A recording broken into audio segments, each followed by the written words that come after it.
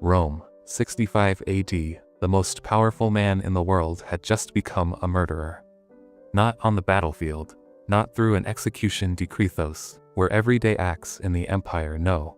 This was different. Emperor Nero had killed his own pregnant wife, Poppaea Sabina, with his bare hands, inside their private chambers. Some accounts whisper of a single brutal kick to her swollen belly. Others describe a savage beating, leaving her bleeding on the marble floor. And when Nero realized what he had done, he screamed for physicians, demanding they reverse the death even for an emperor who believed himself a god. Behind the heavy doors, shadows danced against the cracks of light, twisted and distorted. They told a story of cruelty of performance where pain was both the script and the music. Caligula, the emperor, reveled in it. His laughter rose and fell, weaving through the screams like a melody of madness. It wasn't joy, it wasn't humor, it was power raw, unrestrained, terrifying. Senator Lucius Marcus stood frozen. Every instinct telling him to flee at his legs refused to move. He had seen war, he had seen executions, but this was something darker. The walls themselves seemed to hold their breath, the marble trembling with each cry that escaped the chamber. His torch flickered violently.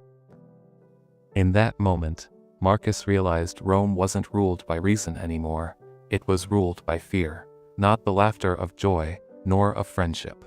The screams fell silent for a moment, replaced only by that echoing madness, yet curiosity held him captive. A wave of heat and the stench of iron rolled out, wrapping Marcus like a shroud. He staggered back, his torchlight flickering wildly across the floor. Figures broken, bound, barely human anymore. His face lit not by the torchlight, but by the fire of cruelty in his eyes.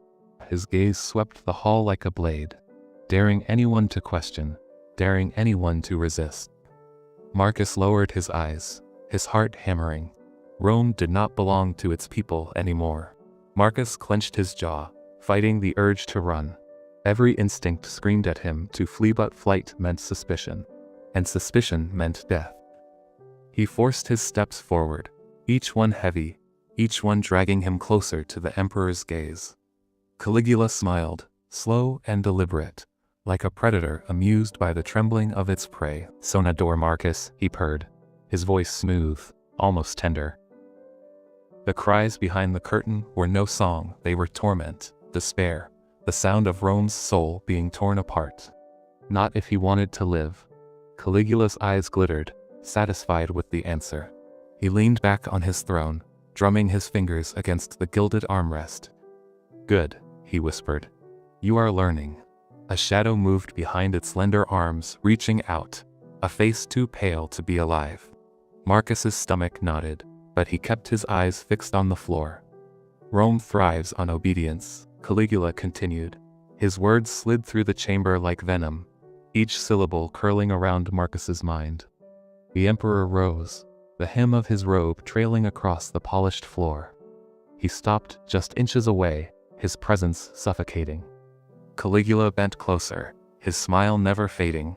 The chamber's silence pressed down like a weight, broken only by the faint rustle of the curtain behind Caligula. But he also knew Caligula could smell deceit like blood in the water. Caligula's smile widened, sharp and gleaming like a blade. He chuckled softly, the sound sending a chill through Marcus's spine. He turned away, his laughter echoing across the marble walls, while Marcus stood frozen, praying the shadows behind the curtain would stay hidden. The torch in Marcus's hand flickered. He dared not breathe too loudly. The emperor paced slowly across the chamber, his bare feet whispering against the cold stone floor. "Rome is weak," Marcus Caligula muttered, almost to himself. "The Senate is weak, but me." He tapped his chest, eyes glowing with manic fire. Marcus lowered his gaze, his mind racing. Caligula stopped, his head tilted slowly, his smile curling wider.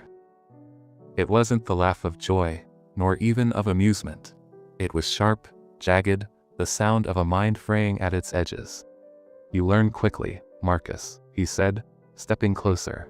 "So many senators flatter me with honeyed words, but you." He leaned in, so close Marcus could feel the heat of his breath. You choose your words as if your life depends on them. And it does. Marcus's knees threatened to buckle, but he forced himself to remain upright. The Emperor's hand suddenly shot out, gripping Marcus's chin, forcing his eyes upward. For a heartbeat, Marcus stared into the unblinking madness that had once been the eyes of Rome's ruler.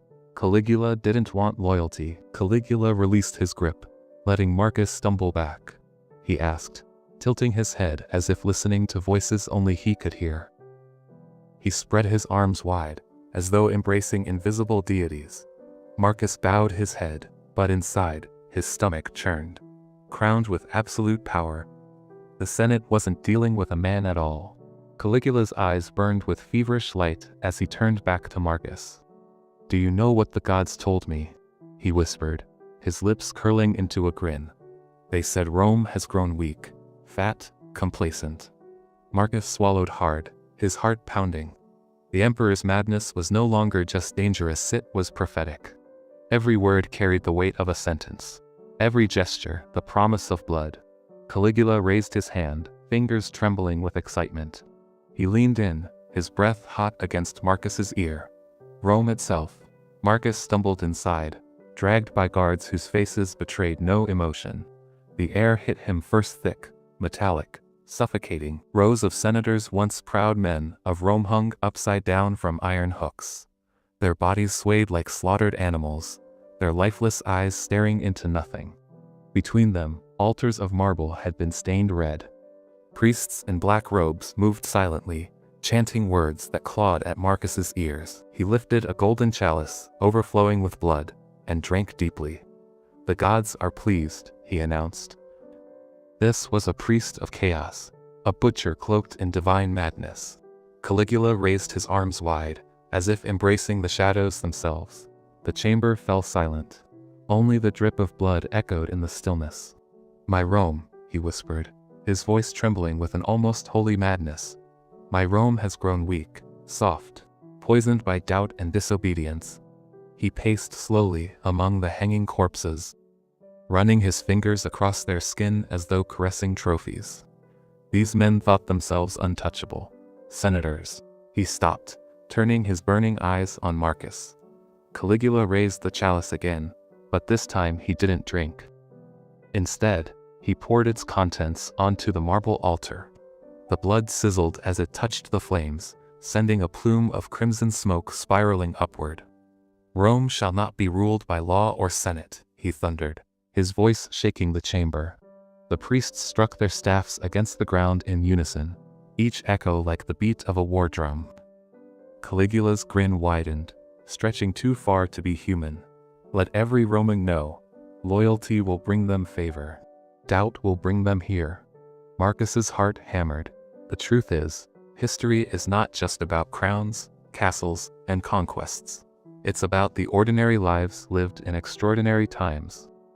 It's about struggles, survival, and strange realities that shaped human existence.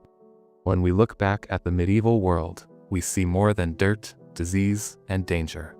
We see resilience. But in many ways, it was also more human. And every story still whispers across the centuries, waiting for us to listen.